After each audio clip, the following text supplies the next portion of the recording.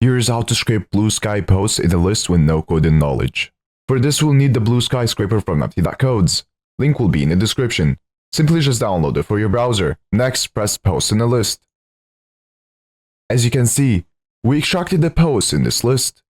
To extract more, simply scroll down.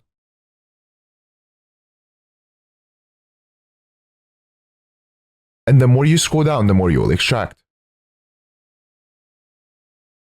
Alternatively, you can use the auto function, which will auto-scroll for you and add the data to the list.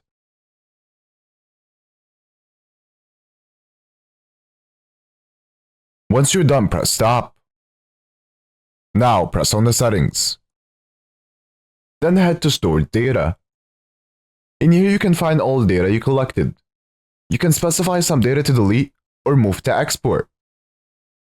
Now to customize this, press on customize. Then press on post in the list. In here you can change the data however you want. So for example, you can uncheck some data. You can also change the order of the data. And also change the name. And also add a criteria to only scrape the products you are looking for. Once you're done, press save. You can also find more features in the add-ons section. Now to export this, press add to export list. Then press export. You can export it in many different ways. I will export as HTML. After exporting, here is all the data we extracted.